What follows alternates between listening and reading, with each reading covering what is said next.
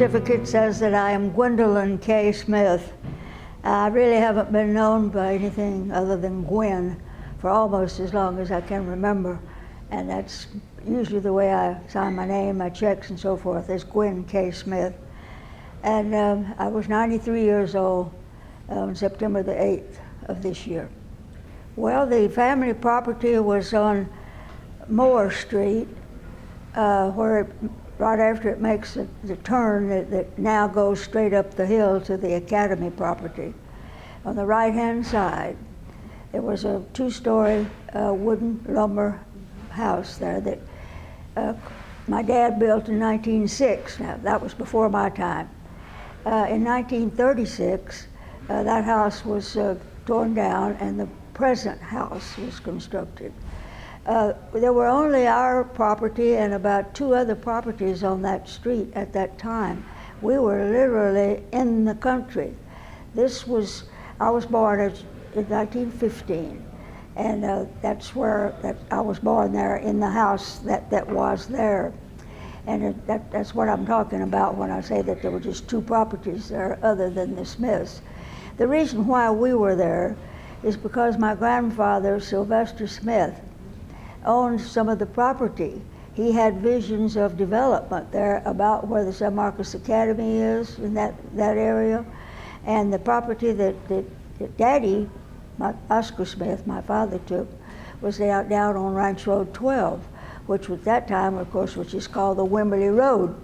It was a road, it didn't have a number, and it was gravel, and it was dusty, and it was rough. So actually, I was in the country. I played outside a lot. There wasn't anybody in the neighborhood much for me to play with. Just later on there was. I liked being outdoors and liked that kind of life. There was an elementary school on West Hopkins Street in the 900 block. And it was called Palm School. Sometimes it was called West End School. I spent the first 6 years of my schooling there, and that served that quote end of town. And then when you graduated to the 7th grade, you went up the hill, went up Guadalupe Street. You know where the Episcopal Church is now? At that site was East End School. And we spent our 7th grade at the East End School. It was a rocky hill, I clue you. The building was rather typical early 20th century brick, not very pretty, but we didn't pay much attention to it. We were just busy going to school. It was a rocky playground. I know kids fell down a lot. Then for high school, the San Marcos High School was over on Comanche Street at the site of the present Pennington Funeral Home parking lot. It was a brownish red brick building, not very pretty colored brick, very strangely architectured for a school building in that it was somewhat of an octagonal shape, which was interesting, but it made a lot of nooks and corners. People don't believe me. I've had reason to tell people that our school colors at the time I was there were brown and white. That's what I've heard. And they dispute it, and I dispute them right back. It was probably changed around 1940, but I graduated in 1933, and I had a tennis sweater that was brown and white. I also have a memory book that's brown felt with white lettering on it. So I have proof. But we were rattlesnakes. Still rattlers? Yeah, we were. But you see, who's ever seen a purple rattlesnake?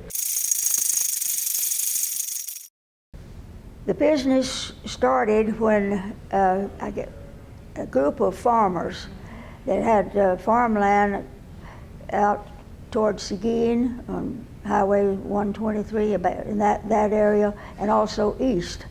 You may know that the land around the east of town, as we know the town now, and adjacent to the San Marcos River, was very rich farmland, black land at that time.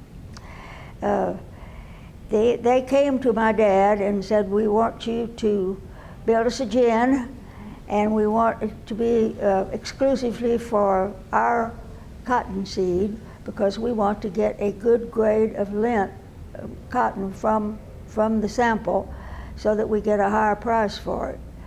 So he agreed to do that. This building then was constructed in 1909. At that time then it was called the Farmers Union Gin Company. Now I want to make it clear that they were not union people, meaning the labor union. It was a union of individuals who joined together. Well, that worked very well for my dad, because he had customers that he had contracted with. They turned out a good sample, and that went on for a number of years. And he added on to this building the part of the building where the bar now is. And the reason for adding it on was because other farmers wanted to bring their cotton here, but they wanted to, the Farmers Union section wanted to remain exclusively that section. So he built this other smaller gin to take care of other customers. And it turned out a similar product. I find it interesting that the gin was powered early on, of course, by steam, furnished by coal. If those who are familiar with the location of the gin know that the railroad track is quite close. And that was one reason why the gin was built here, because the railroad would bring in coal cars. They would be unloaded adjacent to into the gin and didn't have to be hauled again. Were loaded directly into the building and shoveled from the concrete floor right into the boiler. Then as the time passed, and in the 1930s, he decided to do it with diesel fuel. So coal was no longer the prominent fuel, and we went into diesel. And then later on, probably in the 50s, 30 years, 20 years later, we went to electricity, and all you had to do was punch a button. So the gin has experienced 3 different kinds of power. I do want to say that along about 1950, or possibly even before, it could have been during WW2, Daddy bought out the original owners of the gin, the Farmer's Gin, because he had these 4 children, 3 sons, and he wanted a business of his own. So when he bought out their stock, and it became the O.C. Smith Gin Company Incorporated, and he issued stock to his 4 children, myself included, who was the only girl of the family, but even so I was on a par with my 3 brothers. So from then on it was known as the O.C. Smith Gin Company. And then finally, due to nylon and its impact on the cotton industry, and also the fact that many of the farmers went into feed crops that were more income producing than the cotton, and not subject to cotton boll weevils and so forth. So we ceased ginning in 1966. So the period of time was from 1909 to 1966. He liked sturdy construction, and he reinforced the building wherever he could see it to make it as stable as possible.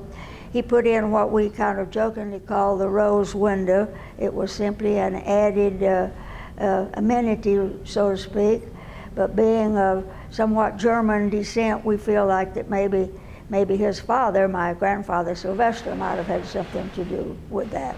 But anyway, it's there, and it's a little bit unique to find a window like that in such a heavy construction type building. I used to come down and climb into the cotton wagon, and you know, the cotton is suctioned up from the wagon by means of air, hydraulics. And I knew some of the farmers, and some of the farmers would bring their children in, And the tenant farmers would come, sometimes bring their children. I'd climb up in the wagon and work the tube that had the air coming up in it, just because it was fun. Lost a few straw hats in the process. But I never did actually do any work. I was too young to do any work at the time when it was at its busiest. I liked to hang around the office and watch my brothers open that big safe, because the door was yay thick, and it was interesting to see that. Now, your uncles were also involved with Yes, gins? my Uncle Arthur built a gin on the San Marcos River in Martindale, which it still stands. And I understand that it has undergone, the building has undergone some reconstruction and restoration. And for a number of years, there's been said that it will be reopened, not as a gin, but as perhaps a restaurant or an entertainment block, but we don't know for sure. And then Uncle Fred also built a gin on the San Marcos River, just at Cottonseed Falls, that you've heard about for the safari. And it still stands. Hal Perkins has purchased it and remodeled it into living quarters. He lives there with his family. Uncle Carl's gin was out on the Blanco River. I can't tell you the exact location of it. It was a smaller gin and it did not survive. But it could have burned, but I'm not sure. I lived at home and went 4 undergraduate years at Southwest Texas State Teachers College, and I never did do work like soda jerking or anything like that. I recall it as pleasant times. I was a member of the president of the Shakespeare Society, and as I said, in 1936, I was a junior or senior in college. And that's when we built that present home, and there was a lot of property there. We built a badminton court, and we also built a croquet court, and I had student friends over to participate in activities. I was a history major, but at that time, I wanted to teach physical education. But at that time, they didn't think enough of physical education to offer it as a major, but you could minor in it. So I took all the courses I could and had more hours in it than I did in history. But I liked history, and I did student teaching in it, but I've never taught history a day in my life. Well, the college was very, very small at that time. In fact, there was one year that I was at that we had fewer than 1,000 students. And again, that's something that no one believes. But recently, I did hear someone had done some research, and they affirmed not just my personal memory, but that there were fewer than 1,000 students there, which seems unbelievable now that there's almost 30,000. The stadium was on the old Austin Highway, about where the parking lot is for the present Bobcat Stadium, but except of course it wasn't nearly as big as that. There were bleachers, the wooden bleacher style. Evans Field was... That was Evans Field. Right. Mm-hmm. Evans Field. And we also had a thing that I remember very clearly. In 1936 was the Texas bicentennial, centennial, not bicentennial, the first 100 years of Texas, 1836 to 1936. And of course, most towns and schools in Texas had big celebrations, and we were no exception. And I happened to be student teaching at the time, so I was really involved because all the teachers, no matter what they taught, math, science, history, whatever, had their students taking part.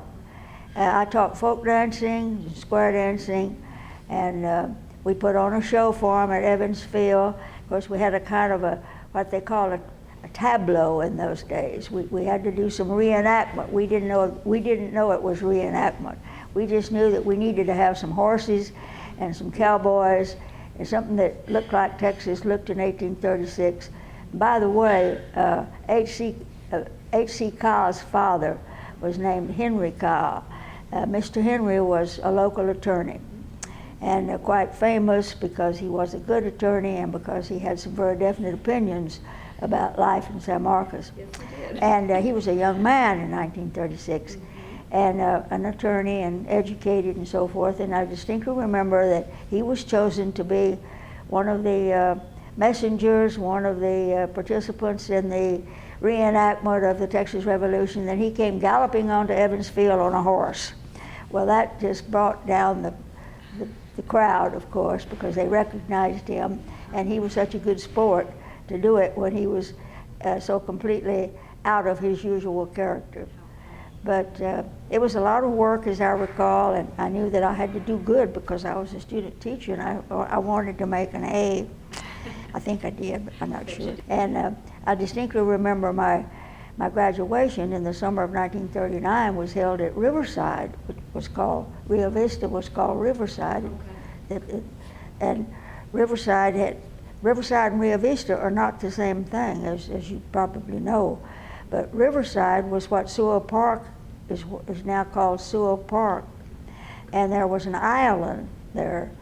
And we held the commencement on the island, it was in August, and it was held outside, and it was a good thing because it was a little cooler there with caps and gowns than it would have been in Evans. My baccalaureate, the undergraduate bachelor's degree was in Old Main. I distinctly remember walking up all those steps in Old Main and graduation. Graduation then was in June. We had swimming at Riverside, and another thing that we had that I'm sure you've heard about if you've read anything at all about the history of the college, as we called it, were these water pageants that we had every summer. And Dr. Sewell, for whom the park is named, put them on. And we had swimming classes, and then some of the swimming instructors would train some of the better swimmers to do what is sometimes called synchronized swimming. We had that in those days, but we didn't know what we had.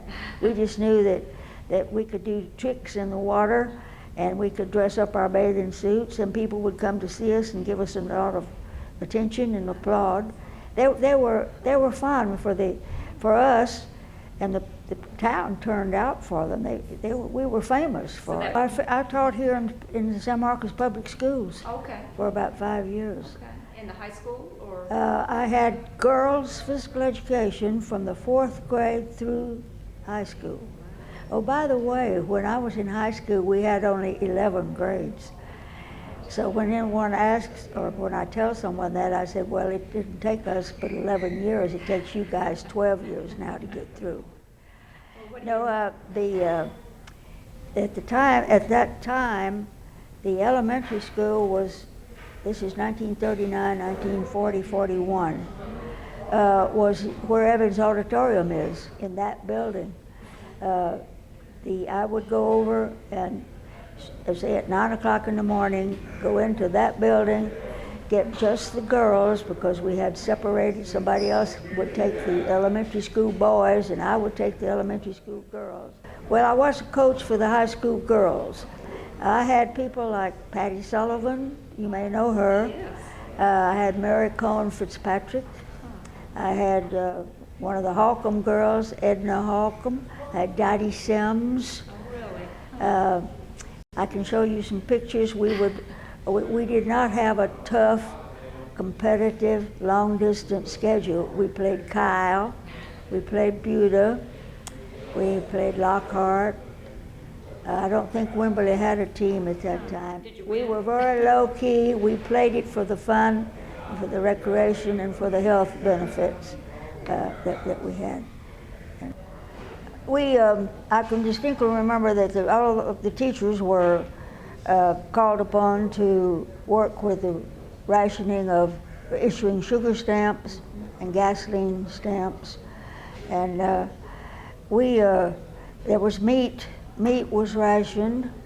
And at that time, I had a little toy Manchester dog, and I used to tease my mother because you had just so many points for red meat, and she would buy some hamburger meat, and invariably I would catch her giving Mr. Denny, which was the dog's name, a little piece of hamburger, which Of course, I was tickled to death that he was getting the hamburger, but I gave her a hard time because there she was feeding family food to the dog.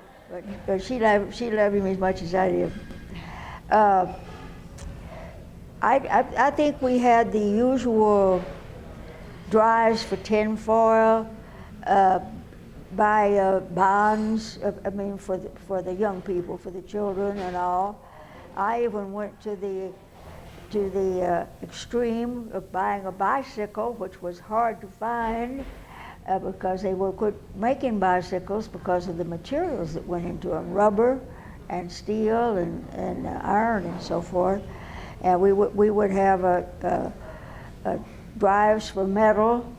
My dad went into it full force. He loved old machinery and anything mechanical, and he would buy up junk and accumulate it down here around this building because it was part of the war effort, and it also cleaned up the landscape. Yes, I rode my bicycle to school from my home on Smith Avenue. I didn't do it as much as I thought I was going to. It was a red Western Flyer, and I enjoyed riding it, but it was too many hills for me, so it took too long. I had to get up too early to make it to class on time, so I went back to the car. Even with gas rationing, it wasn't much of a chore. And then I took a job in San Angelo, and while I was getting unpacked in San Angelo, I got a call from the Hockaday School in Dallas that they needed a teacher. And this sounds strange to you now, but at that time people were changing jobs at the drop of a hat, as they say, because for one reason or another, of course, with husbands going off to war, with brothers, with families being disrupted in every way by the war, people were dropping jobs, they were looking for jobs and so forth. I didn't have any of those problems. I was on my own. So I guess I took it to heart and said I'd rather be in Dallas than San Angelo. So I went to Dallas and I taught the junior college age girls for 1 year. And then again, a better job came along that was at the time was Louisiana State Normal School, which was comparable to Southwest Texas State Normal School. Again, it was a wartime job, but I considered it a better professional job. They did have facilities, and I had student teachers, and I knew I could work with them. That was in Natchitoches, Louisiana. And I stayed there 1 year, and by that time I knew that I wanted more education, and so I decided I really truly wanted to join the Marines. I really wanted to be a part of the action as far as the war was concerned. My mother looked with dismay on that, and she said, "Nice girls don't join Marines." And I guess I was considered a nice girl. Anyway, I deferred to her wishes, but I said I want to do something, and I want to be ready when this thing is over. So I chose the University of Iowa for graduate school. And the reason I chose it was because at that time it was a leader among physical education and kinesiology, biomechanics, and so forth. And another reason was that Oski Strand, for whom Strand Arena is named, was my major professor here at Southwest Texas. He was from Iowa, and he encouraged me to go to Iowa. And I had a better reason, which was because it was a good professional school. So that's where I went, and I stayed 2 years and got my PhD. And then when I graduated there in August of 1946. And the best job that I could find at that time was at Illinois State Normal University in Normal, Illinois, because they offered me the rising sum of $3,000 for 9 months teaching. So I grabbed it because it was the best of the lot. Our department was well known over the Midwest because most of our professors were PhDs. They were people who did research. We were people who wrote articles and and went to conventions and tried to better ourselves in every way. So I ended up staying 33 years, but I never did lose contact with San Marcos. I came back every summer. I was fortunate that I never did have to teach summer school. I had been here, and believe it or not, I took the San Marcos record for most of the years that I was in Illinois. And well, my brother Max was also county judge some of those years, and so in talking with him, I kind of knew a little bit about what was going on in Hays County. The thing that strikes us now more than anything else is its transformation from a highly rural community into such an urban community. And and having said that, however, there are still it's still very much rural in so many areas. I'm not qualified to speak to that with any authority. I just know that there's a lot of open space, and to me that's rural. There's a lot of pretty open space, and I deplore the fact that so much of it has been covered with houses, because I do think it's pretty country, and I like it. I've always liked it. As I said, I didn't know too much about it, but it was here and it was home. Well, I think trying to encourage people to appreciate the river and do what they can to protect it. Try to encourage care of the environment, beautification of the environment. I helped found the River Foundation. That's not a very good sentence, founding the foundation. When was that? Do you remember? That was 1986, Okay. and it still is flourishing. We have tried to protect it. It's getting an awful lot of use now, and I'm hoping that the access to it is not going to spoil it, because well it has to be used. It doesn't belong to us. It's public property, of course, but we do have we're stewards of it, and I think the city's done a pretty good job, and the county too. I think they've coordinated their efforts to preserve the river, and at the same time give access to the citizens. And of course, that's important, because if they don't have access to it, how are they going to learn to appreciate it and realize how unique it is and what a treasure it is? I'm chairman of the Heritage Association Riverwalk Park Committee. We work in cooperation with the city Parks and Recreation in landscaping and caring for Veramendi Plaza. It is a historic park. It's a small park. It's an urban park, and we want to keep it as pristine as we can. I've been fortunate to I've had a good committee, and I have received support from the Convention Visitors Bureau for its role in tourism, bringing tourism to San Marcos. And I had a meeting just yesterday, Tuesday, with my committee, and we are planning some improvements to the park, not the kind that look like not built activities, but natural environment activities. So that occupies some of my time. Then I work. I was on the original board of directors of the Price Senior Center, and I was there for about 7 or 8 years, and now I go when called upon. I help out any way I can, whether it's financial or being a hostess or whatever.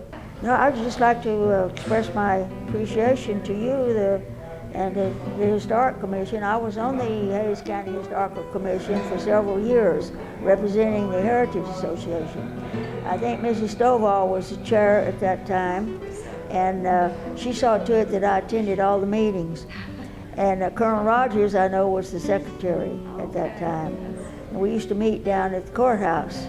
And so I'm glad to know that it's alive and well and doing some good things. And if I can help out in any way, I'd like to do it.